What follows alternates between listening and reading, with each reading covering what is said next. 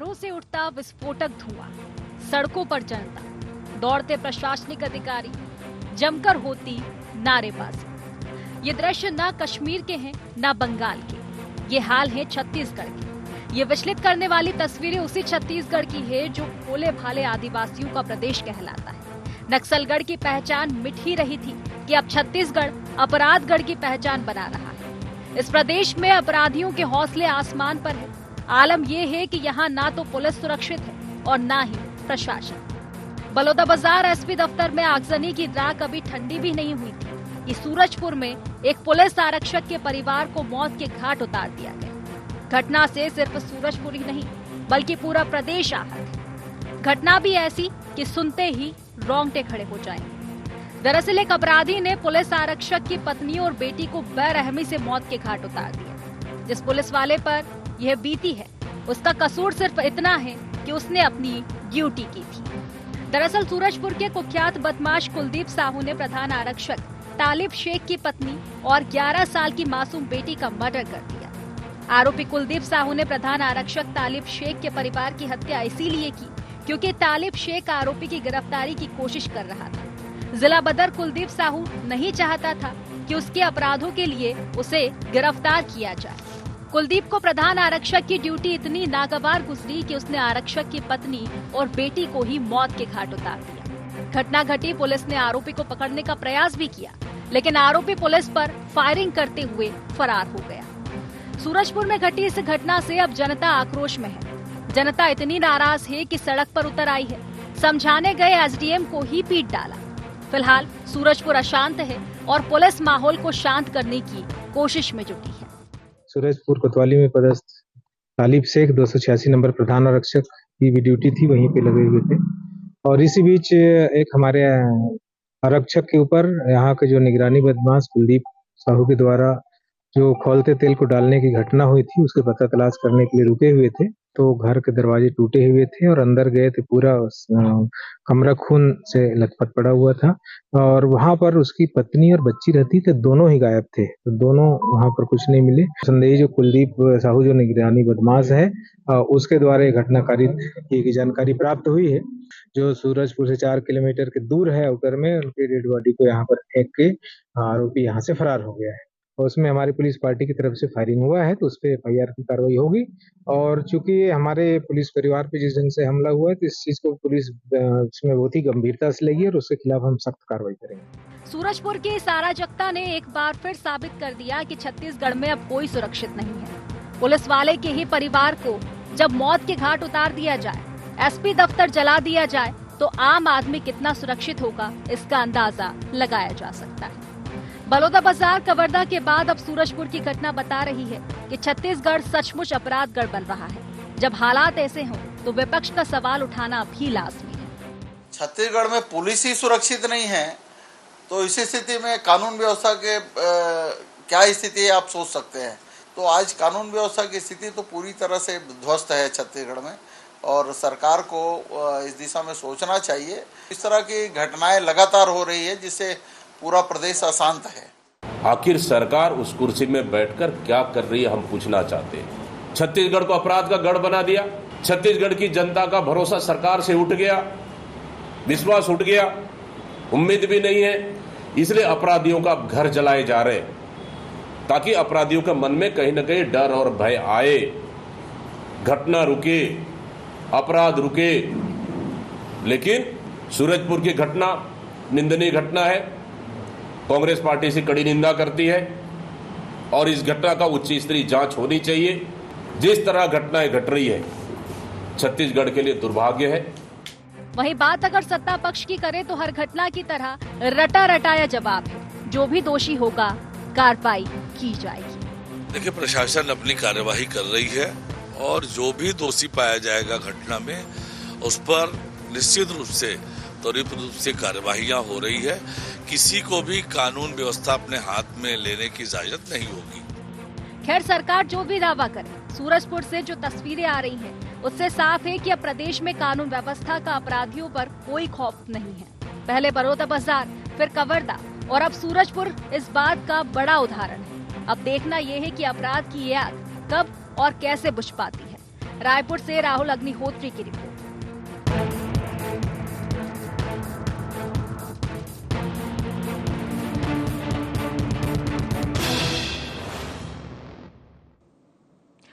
नमस्कार, गुहार छत्तीसगढ़ देख रहे हैं आप और मैं हूं आपके साथ खुशी व्यास। सुलगता सूरजपुर। जी हां, सूरजपुर में आज एक ऐसी घटनाएं सामने आई हैं जिसको लेकर सियासत के साथ ही तमाम प्रश्न चिन्ह आज छत्तीसगढ़ में उठते हुए नजर आ रहे हैं। छत्तीसगढ़ जिसको लेकर एक बात कही जाती है, छत्तीसगढ़िया सबले बढ़िया, लेकिन जिस तरह की तस्वीरें फिलहाल छत्तीसगढ़ में नजर आ रही, आए दिन अपराधों का ग्राफ लगातार देखा जा रहा है कि एक तरफ जहां सरकार कह रही है अपराधों का ग्राफ कम हो रहा है, लेकिन दूसरी ओर देखा जा रहा है कि अपराध लगातार सामने आ रहे हैं, चाहे वो चाकूबाजी की आम घटना हो, चोरी की घटना हो, लेकिन इससे भी बड़ी बड़ी घटनाएं।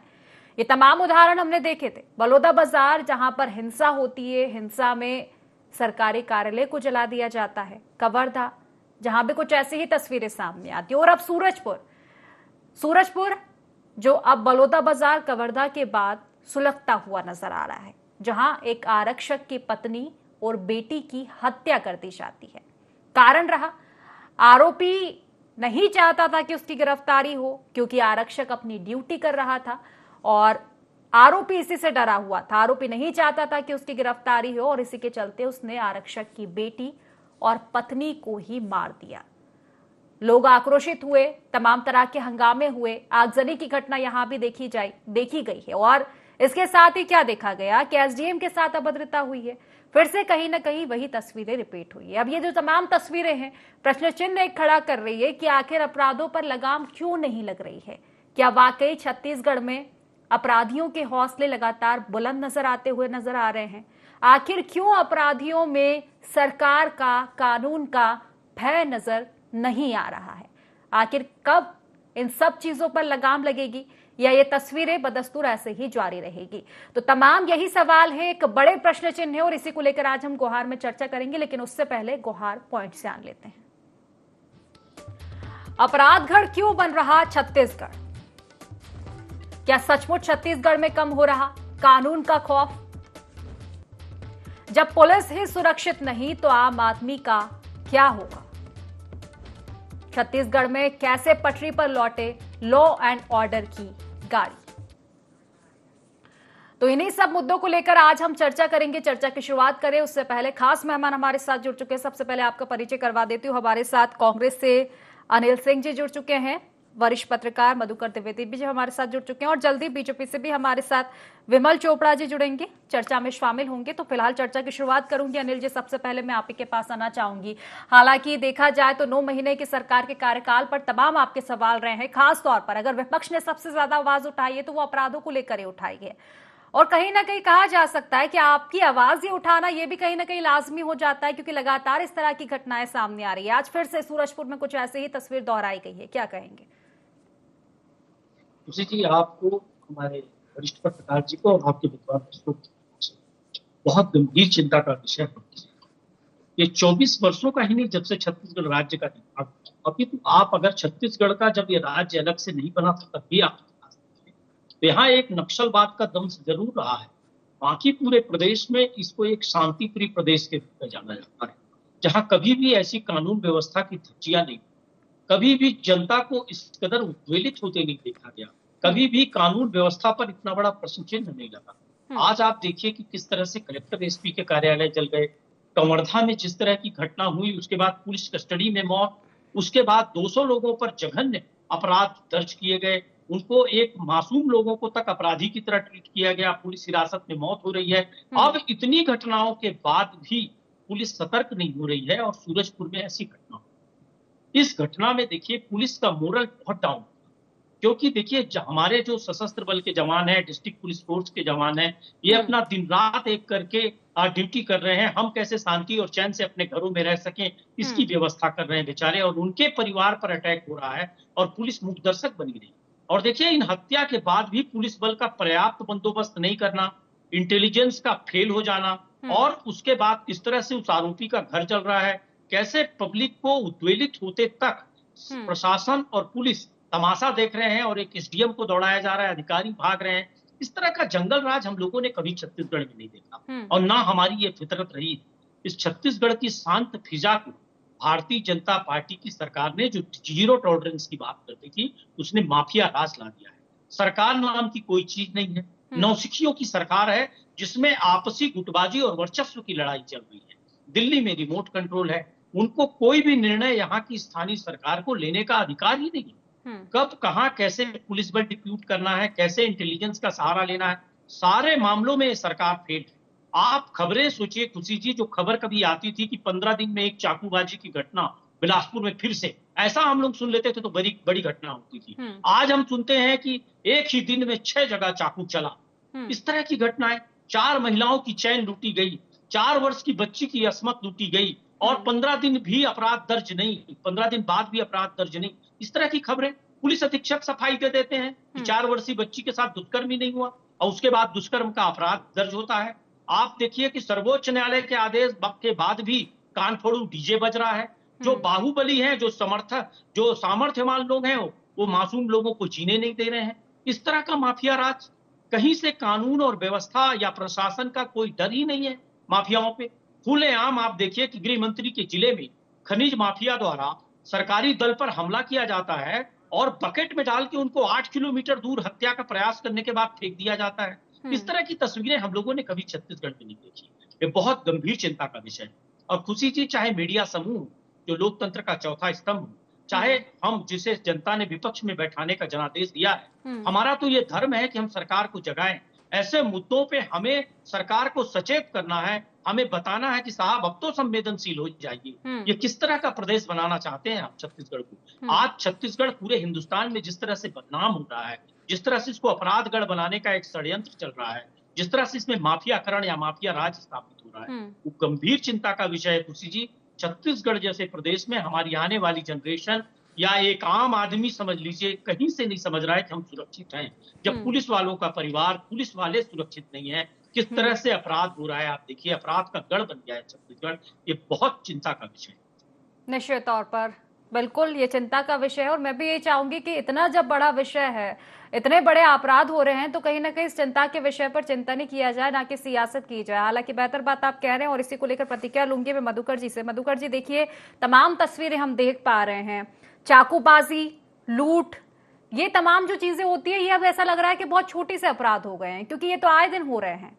तमाम तस्वीरें आती है, खबरें हमारे पास आती है कि चाकूबाजी की घटनाएं हो रही है, राजधानी में इस तरह की घटनाएं हो रही है। लेकिन इस तरह की घटनाएं, हत्या की वारदातें बढ़ती जा रही हैं। दूसरी ओर देखा था कि बलौदा बाजार जो हिंसा हुई थी, काफी सियासत हुई थी, काफी हंगामा हुआ था उस घटना को लेकर, तमाम तरह के सवाल उठाए गए थे। क्या इंटेलिजेंस फेलियर था? आखिर क्यों नहीं रोक पाए इस घटना को? और इस घटना के बाद जो तमाम चीजें हुई, लेकिन उसके बाद फिर रिपीट होती है तस्वीरें। कवर्धा में ये तस्वीरें सामने आती है।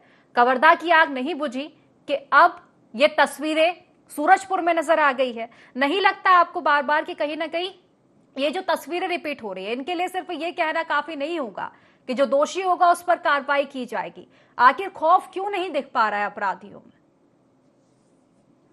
खुशी जी, आपको याद होगा, संभवतः आप उस समय कम उम्र रही होगी आपकी, जब मध्य प्रदेश और छत्तीसगढ़ एक था तो मध्य प्रदेश को शांति का टापू कहा जाता था। और उस शांति के टापू कहने के पीछे जो आशय होता था, उसमें तस्वीर उभरती थी छत्तीसगढ़ की। यानी छत्तीसगढ़, मेरा कहने का आशय ये है कि छत्तीसगढ़ एक ऐसा प्रदेश कहा जाता था, प्रदेश तो 2000 में बना, एक ऐसा स्थान कहा जाता था, एक ऐसा भूभाग कहलाता था जहाँ जो शांति, यानी छत्तीसगढ़िया सबले बढ़िया जो ये बात कही जाती है, ये सदियों से कही जाती है। लेकिन आज जो तस्वीर हमारे और आपके सामने, छत्तीसगढ़ वासियों के सामने दिखाई दे रही है, निस्संदेह चिंताजनक। मैं चौहान जी की बात को बहुत ध्यान से सुना। उनकी जो पीड़ा है वो सिर्फ उनकी पीड़ा नहीं है, ये हर छत्तीसगढ़ वासी की पीड़ा है। देखिए, हर सभ्य समाज की एक परिकल्पना की जाती है, सभ्य समाज की, कि जो अपराध, जहां अपराध ना, आखिर सरकार का भी उद्देश्य क्या होता है? कोई भी सरकार ये नहीं चाहती है कि उसके राज्य में हिंसा हो, उसके राज्य में अशांति हो। हर सरकार, जब चुनाव मैदान में लोग जाते हैं जनप्रतिनिधि, तब भी वो कहते हैं कि हमारी सरकार आएगी तो हमारी कानून व्यवस्था सुदृढ़ होगी, अपराध नहीं होंगे, वगैरह वगैरह तमाम बातें होती हैं। लेकिन जब ये सब होने लगता है तो स्वाभाविक रूप से सरकार की भी आलोचना होती है, और क्यों नहीं होगी। अगर सरकार, शासन और प्रशासन कहीं चूक करते हैं तो विपक्ष को भी एक मौका मिलता है, और अगर जागरूक विपक्ष है तो ऐसे मौकों को भुनाना भी चाहता है। जैसे आज सूरजपुर की जो बात हम लोग जिस पर चर्चा कर रहे हैं, निस्संदेह ये बहुत ही दर्दनाक घटना है। आखिर क्या उस प्रधान आरक्षक तालिब शेख का क्या दोष था? वो एक बदमाश को, एक अपराधी को, एक कुख्यात व्यक्ति को गिरफ्तार करना चाहता था, उसके खिलाफ कानूनी कार्रवाई करना चाहता था। वो वांछित था, वांटेड था वो व्यक्ति जिसके खिलाफ वो प्रधान आरक्षक कार्रवाई करने के लिए चिंतित थे, गए थे, कार्रवाई कर रहे थे। उसने प्रतिशोध कैसा लिया? उनके घर में घुस करके उनकी पत्नी और 11 साल की मासूम बच्ची का कत्ल कर दिया। बताइए क्या दोष था उसकी पत्नी का, प्रधान आरक्षक, उस मासूम बच्ची का क्या दोष था? उस बदमाश ने, उस अपराधी ने तो उस परिवार को ही उजाड़ दिया। तालिब शेख तो एक तरह से अनाथ हो गए, उनकी तो दुनिया उजड़ गई। तो इस तरह के जो अपराध जब समाज में घटते हैं तो स्वाभाविक तौर से चिंता होती है, और क्यों नहीं चिंता होगी। हर व्यक्ति ये चाहता है कि हम सुरक्षित रहें, समाज में हमारी बहन बेटियों की आबरू बची रहे, हम सुरक्षित रहें, हमारे पर कोई हमला न कर सके। हर व्यक्ति यही चाहता है कि अगर हम सड़क पर निकलेंगे तो कोई हमें बदमाश रोक करके चाकू तो नहीं मार देगा। यही एक अच्छे सरकार से अपेक्षा होती है। लेकिन अगर ये सब बातें नहीं होती हैं सरकार की तरफ से, अगर ये होता है कि नहीं, हम कहीं ना कहीं हम ये सब रोक नहीं पा रहे हैं या नहीं रुक पा रहा है, तो सरकार की तरफ सिर्फ उंगली नहीं उठाई जाती, उंगलियां उठाई जाती। आज सूरजपुर में आप सब लोग देख रहे हैं कि कैसे एसडीएम भाग रहे हैं।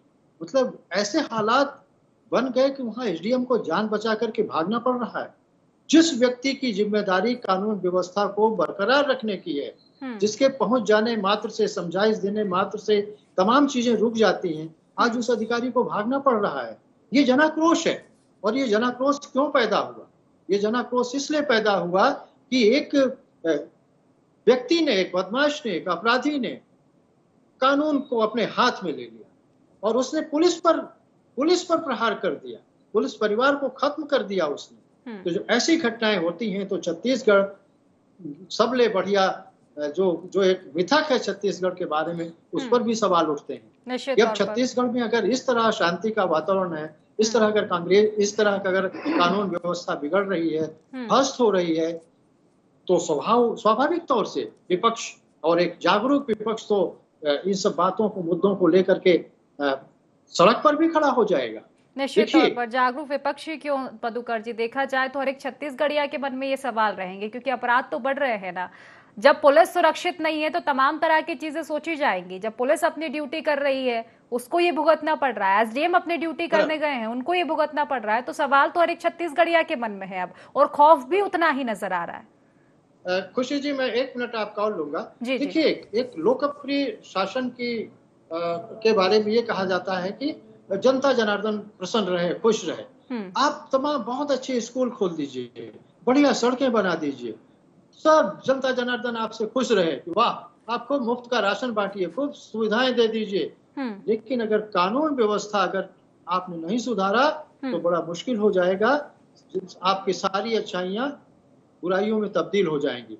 क्योंकि अगर हमारी सुरक्षा ही नहीं है, आम आदमी सुरक्षित ही अपने को महसूस नहीं कर पा रहा है, तो आप तमाम सुविधाएं दे दीजिए, तमाम योजनाओं से उसको नवाज दीजिए। मुझे लगता है सारी चीजें आपकी एक तरह से दोयम दर्जे की हो जाएंगी, क्योंकि समाज में सबसे बड़ी आज जरूरत है मनुष्य को सुरक्षा की। और अगर सुरक्षा प्रभावित होती है तो जनता के मन में एक आक्रोश होता है, और उसके आक्रोश की परिणति ये होती है कि आज जैसे सूरजपुर में जनता सड़क पे उतर गई है, इस तरह अन्य जगह पर भी उतर सकती है। बलौदा बाजार का आपने जिक्र किया, वहां भी तो यही हुआ था ना। वहां क्या हुआ? डीएम का ऑफिस फूंक दिया गया। किस तरह की आगजनी हुई? उसका वो अभी आग बुझ भी नहीं पाई थी, क्या सूरजपुर में इस तरह घटना हो गई, वो भी पुलिस कर्मचारी, पुलिस के प्रधान आरक्षक। तो ये सारी बातें तो चिंता का विषय है। मुझे लगता है छत्तीसगढ़ सरकार को इस दिशा में ठोस कदम उठाने पड़ेंगे, ऐसी रणनीति बनानी पड़ेगी कि निश्चित तौर पर एक बेहतर बात आप मधुकर जी कह रहे हैं। और ये जो तमाम सवाल है इन्हीं का जवाब मैं लूंगी। वासु जी हमारे साथ जुड़ चुके हैं, बीजेपी प्रवक्ता। वासु जी क्या कहेंगे, क्योंकि अब तो बात नहीं बनेगी ना ये कहने से कि जो दोषी होगा उस पर कार्रवाई की जाएगी। आखिर अपराधियों में खौफ क्यों नहीं है? ठीक है, आप काफी जागृत हैं, लेकिन ये जो आप जागृत होते हो ये अपराधों के बाद हो रहे हो। आप तो तमाम अपराध हो रहे हैं, उसके बाद आप कह रहे हो कि कार्रवाई की जाएगी। बलौदा बाजार हिंसा को लेकर एक बात कही जाती है कि अलर्ट पहले से कर दिया गया था कि इस तरह के कदम बढ़ाए जाएंगे, इंटेलिजेंस फेलियर था। आज जिस तरह की घटना हुई, पहले तो आगजनी हुई थी ना, पहले आगजनी हुई है और उसके बाद में देखा गया कि एसडीएम जब समझाइश देने गए तो वहां पर क्या पुलिस बल तैनात नहीं था? तमाम तरह के सवाल है। ड्यूटी पुलिस वाले भी कर रहे थे, आरक्षक जिसकी कुछ गलती नहीं थी अपनी ड्यूटी निभा रहा था, उसके साथ ये कृत्य होता है। क्या कहेंगे तमाम चीजों को लेकर आप? देखिए, निश्चित रूप से ये घटना बड़ी दुर्भाग्यपूर्ण है, लेकिन इसके पीछे के जिसको कांग्रेस आज अपराध का गढ़ बताने की कोशिश कर रही है, लेकिन इसके पीछे के जो अपराधी हैं कुलदीप साहू जी, आपको अभी छत्तीसगढ़ नया यात्रा निकला है। हमारे नेता लोग सब फेसबुक या ट्विटर में ट्वीट भी किए हैं, वो जिला महासचिव NSY लिखता है। तो कहीं ना कहीं कांग्रेस के नेता इस प्रकार का चित्र कर रहे हैं। और दूसरी बात, जहां तक निश्चित तौर से गंभीर अपराध है, हमारी सरकार प्रतिबद्ध है, जो भी अगर अपराधियों को छोड़ने वाली नहीं है। लेकिन कांग्रेस आपने बलौदा बाजार की बात की, बलौदा बाजार में किस प्रकार से देवेंद्र यादव विधायक जी आज अंदर है, जेल की सलाखों के पीछे है, कि कहीं ना कहीं वो उकसाने का काम किया भीड़ को। तो कांग्रेस वाले खुद लोगों को उकसाते हैं। ऐसी घटना, अपराधी बीजेपी नेता होगा या कांग्रेस नेता होगा, अपराधी होगा। सरकार आपकी है, आपके हाथों में कमान है, तो आप कार्रवाई क्यों नहीं करते पहले? ये तमाम तरह के अलर्ट है ना। ठीक है, आरक्षक की मौत हो जाती है, आप कहेंगे कि ये पहले से नहीं पता था कि आरक्षक की पत्नी की और बेटी की हत्या की जाएगी, ये पहले से नहीं थी सूचना। लेकिन उसके बाद जो चीजें देखी गई, पहले आगजनी की गई थी ना, पहले आरोपी के घर में आग लगाई गई थी, माहौल बिगड़ा था वहां पर। एसडीएम तो बाद में समझाइश देने पहुंचे थे, तो क्या तब तक पुलिस बल तैनात नहीं था? क्या ये इंटेलिजेंट फेलियर नहीं दिखता है? देखिए खुशी जी, निश्चित तौर पे भारतीय जनता पार्टी प्रशासन बिल्कुल सख्त है। कहीं पर ऐसा माहौल होता है उसको सुधारने का काम बिल्कुल प्रशासन करता है। कहीं पर चूक हुई है तो जो चूक का जवाबदार है उसके ऊपर कार्रवाई की जाएगी, निश्चित तौर पे की जाएगी। हमने हमारा रिकॉर्ड आप देखेंगे, हमारा बलौदा बाजार से लेके अपन कवर्धा की घटना को देख ले तो निश्चित सारे जो जवाबदार है उसके ऊपर कार्रवाई भारतीय जनता पार्टी सरकार करती, कांग्रेस टाइप की काल नहीं है। कांग्रेस जमाने में तो FIR नहीं होते थे खुशी जी, आज भारतीय जनता पार्टी की सरकार है, सब पे कार्रवाई करती है। निश्चित तौर पे दुर्भाग्यपूर्ण घटना है। और निश्चित जो भी होगा, ये जो कुलदीप साहू है कांग्रेस का नेता है, और निश्चित तौर पे कहीं नहीं बच जाएगा। उसको प्रशासन पकड़ने का पुलिस प्रशासन लगी हुई है, जल्द से जल्द गिरफ्तारी होगी और उस पर कड़ी कार्रवाई की जाएगी। चलिए ठीक है, इसी पे कमेंट ले लेते हो अनिल जी।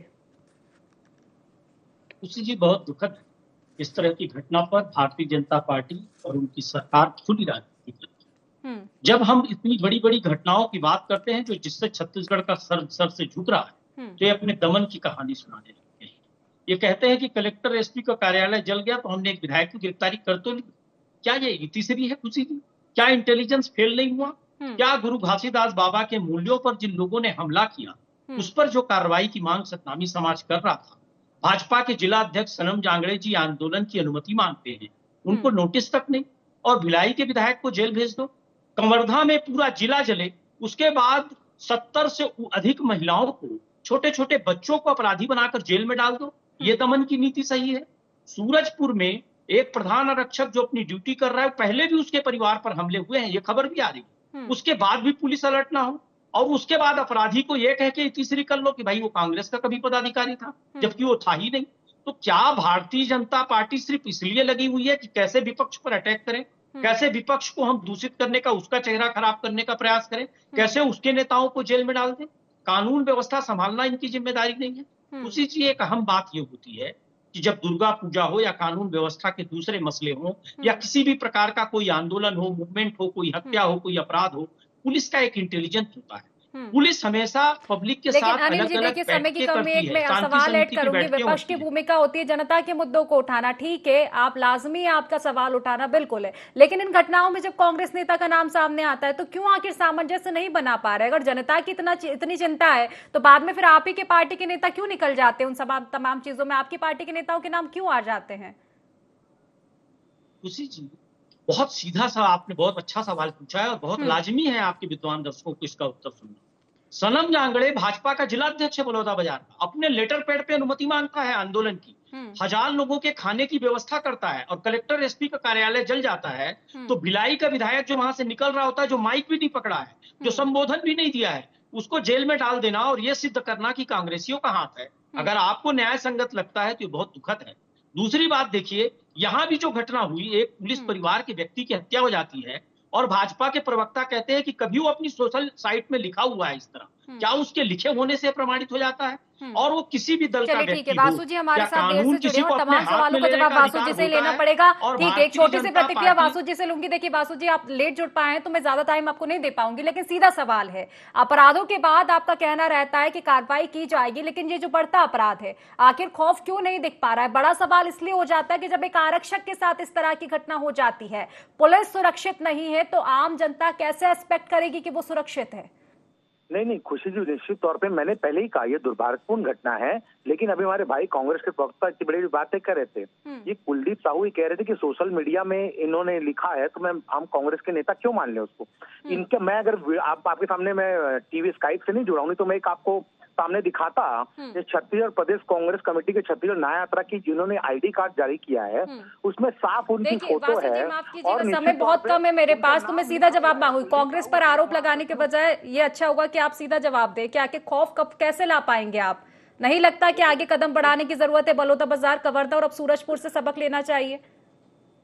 देखिए, निश्चित तौर पे कुछ जी प्रशासन सख्त है, जो भी दोषी होगा उस पर कार्रवाई की जाएगी, कोई बच के नहीं। फिलहाल क्योंकि समय की कमी है, इसलिए चर्चा को ही समाप्त करना पड़ेगा। आप तीनों मेहमानों का बहुत बहुत शुक्रिया इस चर्चा में जुड़ने के लिए। तो देखिए, एक बार फिर से आगजनी जो है छत्तीसगढ़ में देखी गई है, बलौदाबाजार, कवर्धा और अब सूरजपुर की है आग। हालांकि देखने वाली बात होगी कि आगजनी की घटनाएं कब तक चलती रहेंगी, अपराध आखिर कब तक चलेंगे, या इन पर लगाम लगाने के लिए कोई कदम अब उठाए जाएंगे। तो फिलहाल गुहार छत्तीसगढ़ में बस इतना ही। आप बने रहिए IND24 के साथ। नमस्कार।